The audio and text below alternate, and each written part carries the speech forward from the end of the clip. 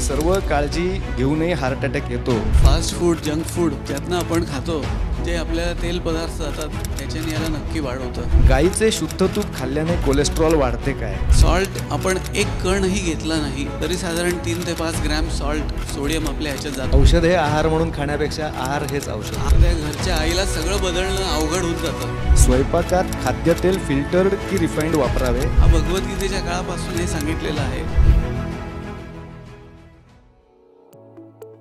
आहाराविषयी थोडे प्रश्न आहेत. मी मनोज नाईक डॉक्टरांना उत्तर द्यायला सांगतो की सर्व काळजी घेऊनही हार्ट अटॅक येतो तेव्हा गोडे तेल वापरात येते ते चुकलं की काय? स्वयंपाकात खाद्यतेल फिल्टर्ड की रिफाइंड वापरावे? तसेच अशा तेलाचे दररोज मानसी प्रमाण काय?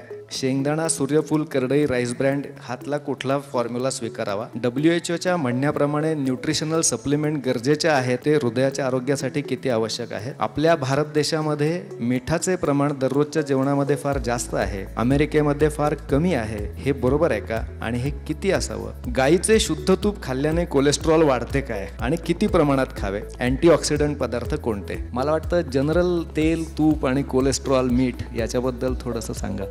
हायड्रोजनेटेड ऑइल्स वापरू नये. आपल्याला सगळे आपण म्हणतो फास्ट फूड, जंक फूड ज्यातनं आपण खातो त्यातनं जे आपल्याला तेल पदार्थ जातात त्याच्याने याला नक्की वाढवतं. हायड्रोजनेटेड खाऊ नये. सॅफ्लॉवर उत्तम आहे, करडई उत्तम आहे. तूप खाल्ल्याने किती खावं याचं प्रमाण आपल्या जिभेपेक्षा आपल्याला आपल्या जीवनशैलीत काय फरक होतो ते ठरवावं. प्रमाण आपण सांगू शकत नाही, कारण आज मी तुम्हाला सांगितलंय आता सॅफ्लॉवर, सनफ्लॉवर वापरा. तुम्ही शेंगदाणा तेल वापरताय तर त्या घरच्या आईला सगळं बदलणं अवघड होऊन जातं. सगळ्यांसाठी वेगवेगळा आहार असं करणं अवघड होऊन जातं. एक लक्षात ठेवा, डाएट जो आपल्याला प्रमाण कमी ठेवून आपल्या घरची व्यवस्था, किचन व्यवस्था बिघडत नाही हे पाहायला पाहिजे. तुम्ही त्याच्यात स्त्रियांचा सुद्धा भाग घ्यायला पाहिजे. नाहीतर टिपिकली डायटिशियन प्रिस्क्रिप्शन पाहिलं तुम्ही, त्याला 3-4 कुक्स, 3-4 असिस्टंट्स ठेवायला पाहिजे असं होतं. जे आहे त्याच याच्यात मी तात्विक प्रिन्सिपल बेस्डवर सांगतो की थोडंसं प्रमाण कमी ठेवलं तर आपल्याला फायदा होऊ शकेल. इंडिव्हिज्युअल प्रिस्क्रिप्शन याच्यात नाही. मिठाचं प्रमाण आपल्या इथे आहेच. प्रत्येक ताटात बघा पहिले मीठ वाटतात, त्याच्यावर अजून खाणारे आहेत. स्नॅक्स बघा कुठलेही